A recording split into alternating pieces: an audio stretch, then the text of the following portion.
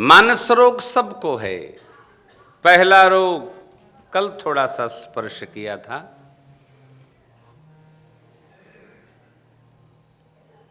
रोग का मूल कारण पहले बताते हैं।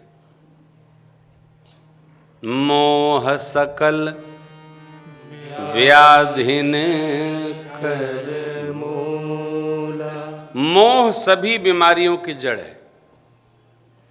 खांसी कोई रोग नहीं है, खांसी बीमारी का प्रारंभ है। खांसी आई तो कोई न कोई बीमारी लेके ही आएगी, छोड़ती नहीं है वो। इसलिए खांसी की चिकित्सा जल्दी हो, सब काम पूरा हो जाएगा। मोह रोग नहीं है, रोग का जड़ है। मोह सभी व्याधियों की जड़ है। ये मोह है क्या? जो नहीं है उसकी उपस्थिति में विश्वास होना, ये मोह है। कैसे? संसार हमारा नहीं है और संसार को हम अपना एकदम खास माने बैठे हैं, ये मोह है। जो हमारा नहीं है उसको हमारा मान लेना, ये मोह। कैसे? हम लोग अपने निकट के सामान को ठीक से समझते हैं। जैसे परिवार है, व्यवहार है, यात्रा करें, सीट है।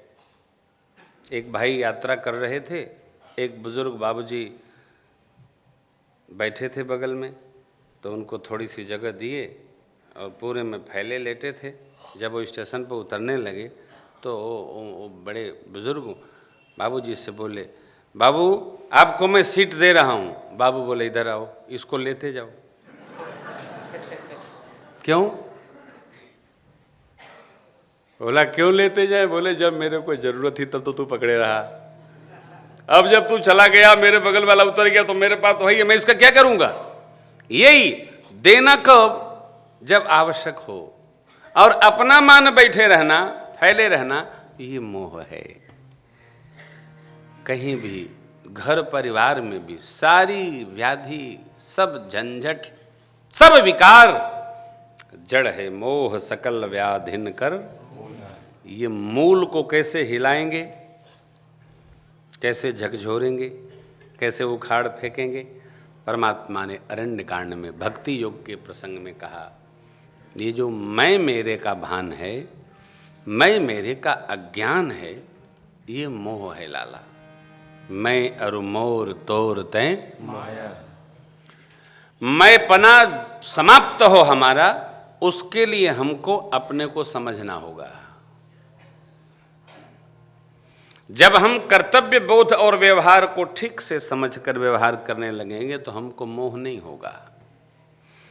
मोह रूपी इतनी कठोर व्याधि, इसके जड़ को, बीमारियों की जड़ को समाप्त करने के लिए केवल एक माध्यम है, वो है सत्संग।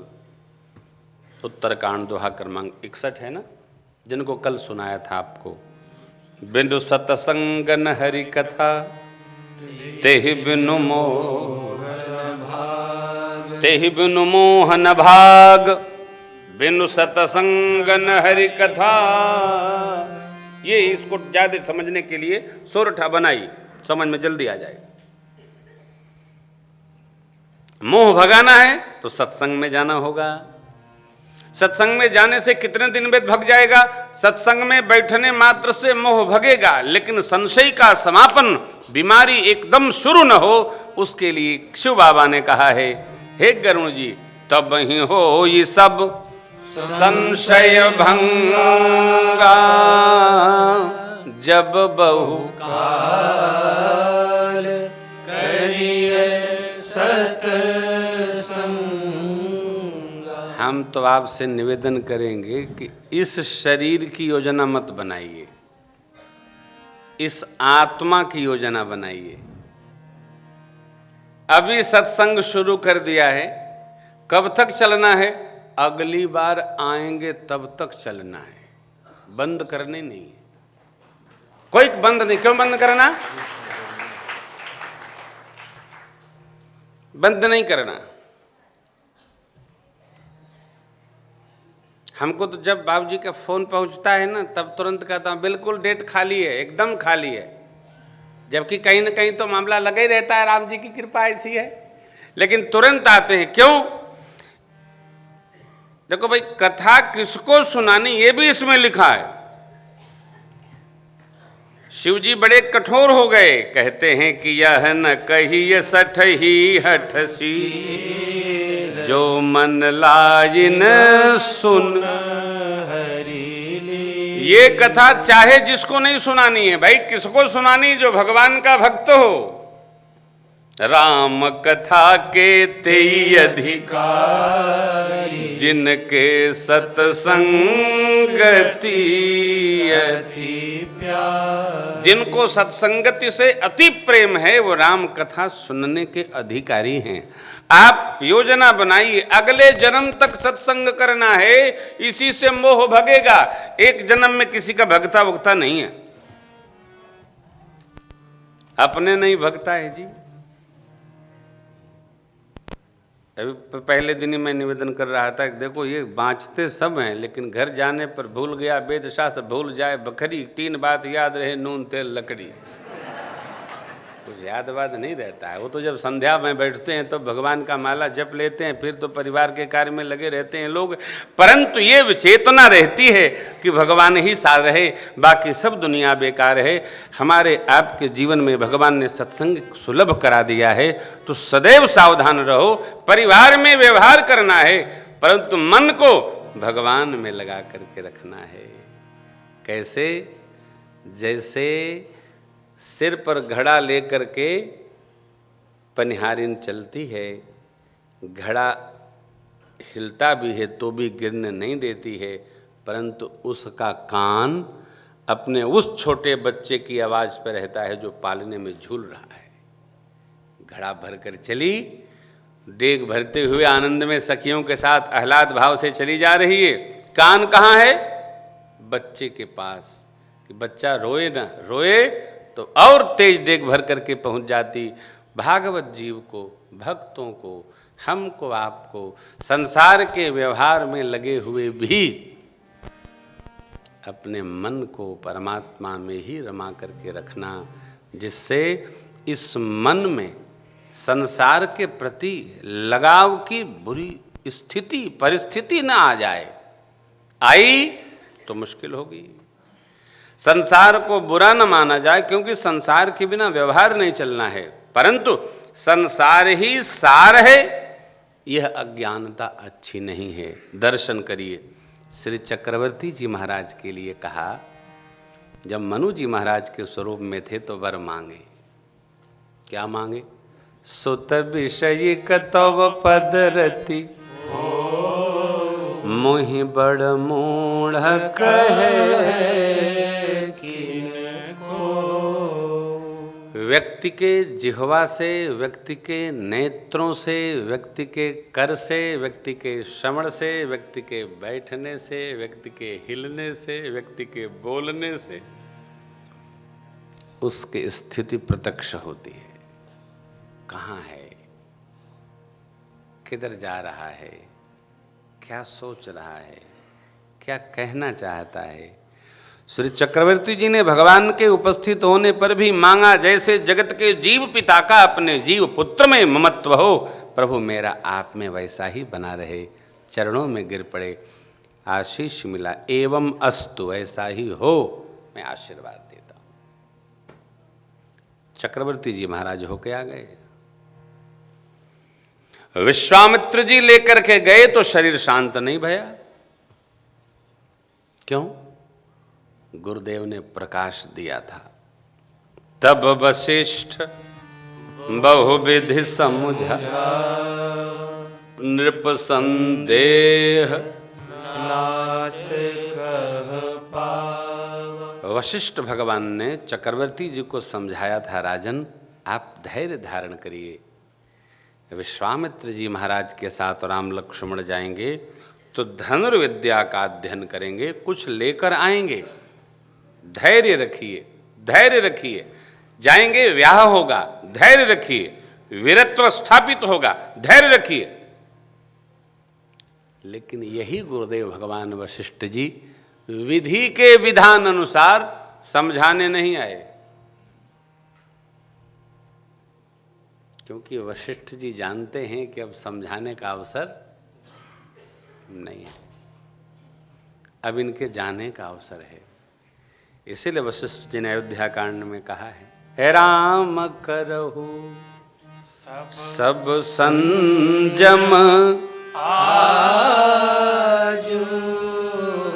जो विधि कुशल निभाए काजु। हे राम जी, आप संयम अवश्य करिए। यदि भगवान ब्रह्मा जी कुशल से निर्वाह कर देंगे तो कल आपका अभिषेक होगा। ब्रह्मवेत्ता हैं, सो गोसाएं विधि गच जेहि छेकी, सकई को टार टेक जो। गुरु वशिष्ठ जी ने ही तो कहा था, धरहु धीर होई हहीं सोत। क्या वो गुरु जी रचना बदल नहीं सकते थे कि चक्रवर्ती जी जाए नहीं? चक्रवर्ती जी 14 साल रहे, 14 साल कितना बड़ा होता है राम जी के लिए, और चक्रवर्ती जी के जीवन में नहीं। विधि का जो विधान निर्णय हो गया है, शाप जो आ गया है, अपने आप उसका परिणाम आएगा। यहां ये ध्यान रखना होगा समझने हेतु कि श्री चक्रवर्ती जी को राम जी में मोह नहीं है, यह अनुराग है। जगत के जीव का, जगत के जीव में जो प्रेम है यह राग है, इसको मोह कहा है। अर्थात ये अस्थाई है, ये अस्थाई प्रेम नहीं है। स्थाई प्रेम हम आप यहां थे ही नहीं, बीच में आ गए। अरे जो है नहीं, आ गया, रहेगा नहीं, उसमें क्या प्रेम करना? थे नहीं, आ गया है, रहने वाला भी नहीं, फिर किससे करना? जीवन में ये सार है। सभी व्याधियों को गाए समझे, इससे बढ़िया हमने आपको सुरक्षा के उपाय बताए। क्या? तन को सत्संग में रमाएं, कुसंग से हम बचें। हम आपको नहीं करें, कुसंग से हम बचें। आप बचो चाहे न बचो, अपने राम जी बचें, क्योंकि जीवन भर के सत्संग को पल भर का कुसंग चौपट कर सकता है। अजामिल जी उदाहरण है साहब। भागवत ब्राह्मण देव क्षण भर का कुसंग सब समेट दिया। बड़ा वीर थे कर्ण, बड़े दानी थे कर्ण, लेकिन कर्ण के अंदर एक व्याधि, केवल एक व्याधि, अर्जुन को देखना पसंद नहीं करते थे। हमसे बड़ा धनुर्धर अर्जुन कैसे हो जाएगा, हम उसको समाप्त करेंगे, यह तो वो रहेगा। अरे भाई, किसी को क्यों आप समाप्त करेंगे? आप भगवान हैं क्या? इस बीमारी से बाहर निकलिए। इन्होंने ऐसा सबके कहा ना, है सबनी लख बिरलेनी पाए, तिनते दुख पावहीं सब लोगा। सबके आदमी के अंदर व्याधि हो। इनके घर में ऐसा सामान है, मैं इनसे उत्तम ले आऊंगा, पूरा महीना उसी में चला गया। हम इसीलिए हैं क्या? हैं? मेरे से भी कई लोग पूछते हैं, आप बहुत अच्छी कथा गाते हैं भगवान की, आप बहुत, ओह मेरे बाबूजी लोग मेरे से भी अच्छा अच्छा गाते हैं। मैं तो चौपाइये बोलता हूँ, एक से एक महापुरुष पड़े हैं साहब, क्या कहें धुरंधर। सुनिए तो सुनते रह जाइए। एक अपनी व्याधि दूसरे पर भी थोपने में लोग एकदम तैयार रहते हैं। नहीं करिए, न दूसरे को थोपने का अवसर दीजिए, न अपने थोपिए, न थोपाइए। ये सब मानस विकार हैं, मानस रोग हैं। इनका अच्छा हम इनसे भी अच्छा करेंगे। आप अच्छा करिए, ठीक है, उनसे अच्छा क्यों करते हैं? आप अच्छा करिए, ये मानस विकार है। हम किसी से अच्छा, हम अपने से अच्छा करेंगे। मेरा सबसे अच्छा नहीं, मेरा भी अच्छा है, इसका मतलब मेरे से अच्छा औरों का भी है। ये भक्त का स्वभाव होना चाहिए। कोई अच्छा नहीं, सबका अच्छा है। सत्संग में यही रस प्राप्त होता है। आप जानते हैं, कभी कभी बहुत बढ़िया करने वाले को ऐसी व्याधि लग जाती है जिसकी दवाई नहीं मिलती है। कौन? भगवान के वाहन गरुड़ जी महाराज जो प्रश्न कर रहे हैं, नारद जी ने कहा नाग पास में बाधा है रावण जी के सुपुत्र ने, तो चल करके जरा छुड़ाइए।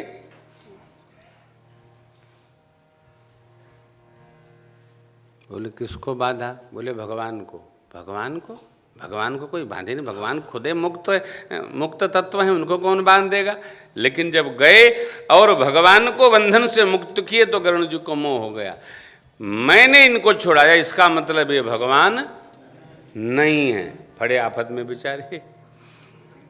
नारद जी से मिले, नारद जी बोले देखो हमको कुछ पता नहीं है, हमारे पिताजी ने हमको बताया है, तो ब्रह्मलोक चले गए।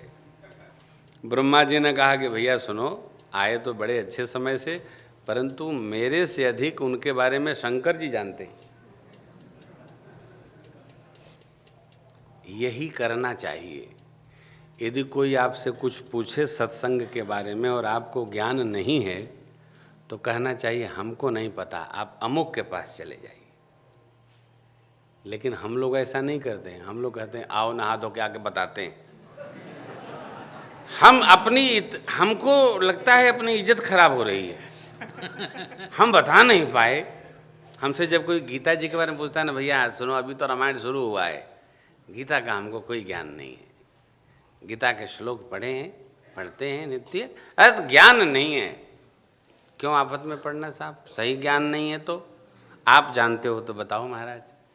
और दूसरी बात, आप भजन शुरू करते हैं तो अच्छी है, भजन आपने शुरू नहीं किया तो ये भी एक मानस रोग है, किसी का बंद मत कराइए। ये नहीं करना चाहिए, ये नहीं करना चाहिए। एक व्यक्ति के घर में मैं रुका कथा के क्रम में, तो हमारे भगवान का मुंह दक्षिण की ओर हो गया। तो बोले महाराज आपके भगवान जी दक्षिण बैठे हैं। हमने कहा जिधर भगवान बैठे उधर पूरब हो जाता, उधर नहीं मानते ये सब। अरे भैया आप बताओ, जो फ्लैट में रह रहा है उसको क्या दक्षिण उत्तर? सुविधा से मिल गया वही उसका पूरब हो गया। आप भजन नहीं करते हो कोई बात नहीं, किसी को रोको मत भाई, आप ये गलत कर रहे हैं। आप कैसे करते हैं? अभी मैंने शुरू नहीं किया तो मेरा क्यों बंद करा रहे हो भाई? कदापि नहीं करना चाहिए। नहीं करना मत बताइए, ये भी एक मानसिक विकार है। शुरू कराइए, भजन को शुरू कराइए, जब शुरू होगा उसका परिणाम आएगा, यह कथा कहती है।